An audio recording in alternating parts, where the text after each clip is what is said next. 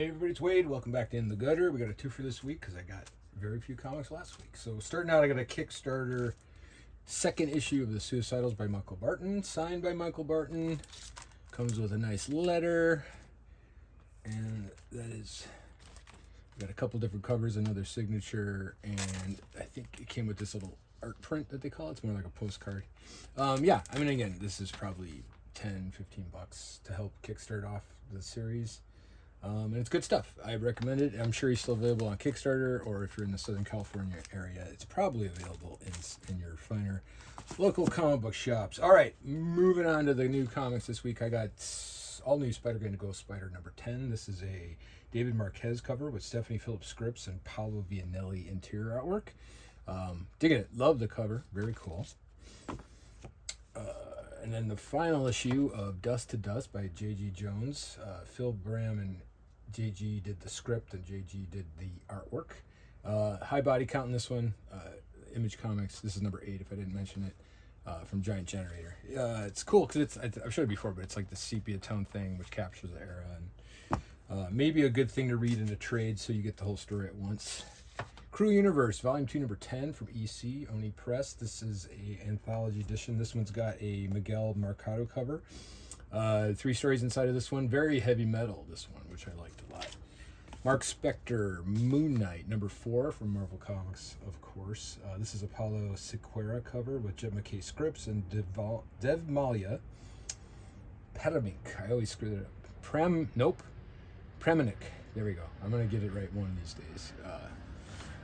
So moving on, new Daredevil series. This is a Bill Sienkiewicz cover.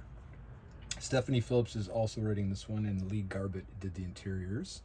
I kind of like when they reboot Daredevil, actually, because they take a little different spin on him, and it's easy to catch the new storyline. This one doesn't involve him going to hell, which is kind of a refreshing thing. All right, Punisher number 3. This one is a David Marquez cover as well, and this is a Benjamin Percy script and Jose Luis Suarez interiors. Really nice cover. Reminds me of like Frank Quietly or somebody quietly. Very thin lines, details. I'd like to see the black and white of this one, actually. It's pretty cool. All right, ASM is sort of back to normal. This is a, Corey Smith cover and interior artwork on this one, and Joe Kelly did the script. I always like it when Peter Parker's back on Earth. Poison Ivy, The Continuance, The Mayor, number 44. This story is just cool. It's like the ongoing, long, swamp thingy, just pretty well done. It's 44 issues in, and I'm still enjoying it. So this is a Jessica Fong cover, and they do a lot of really cool cardstock variants on this too. Poison Ivy is just a very, like a visual treat, and seeing different artists interpret her aesthetic is always fun. G. Willow Wilson script with Jaime Infante interior artwork on this one. All right, kind of a cool old school Batman run here by Matt Fraction. This is issue number 9. This one is a Jorge Jimenez cover. And it's Batgirl's in this one. Ryan Sook did the interior artwork. Yeah, it's just again, strong thing.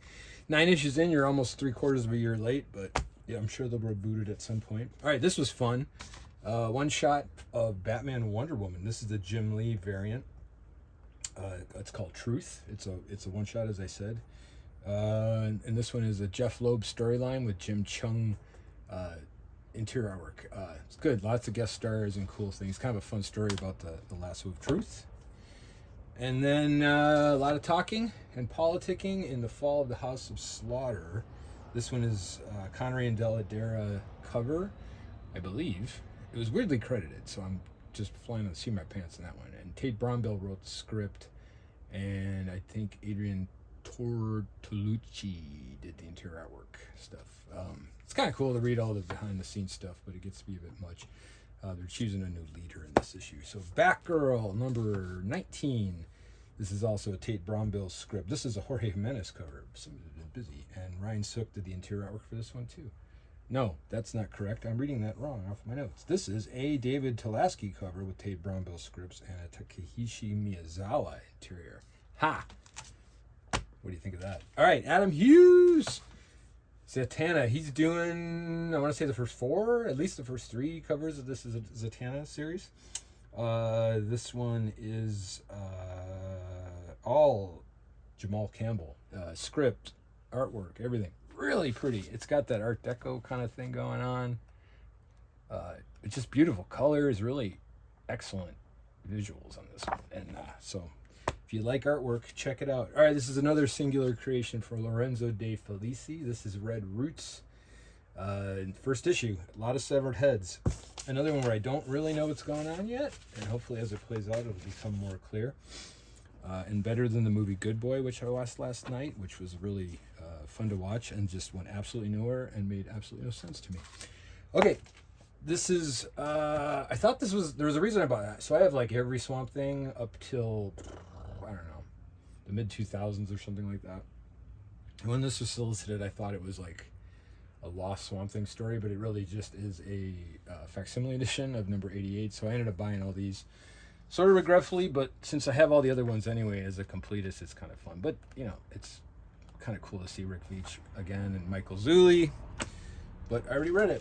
All right, best comic of the 2 weeks is Skinbreaker number 8. I believe this is the final issue. This is Robert Kirkman and David Finch's creation. I mean, man, just tons of splash pages and you know, if you like detailed illustration, man, you can pour over this for hours. So this was a lot of fun. And then last week I had picked this up. And as you know, I'm an Evan Dorkin fan. I don't even know if this is going to fit on the easel, and you can see my bookmark because I'm almost done reading it again. I had read 90% of this, but this is Nerd Inferno, the Essential Evan Dorkin.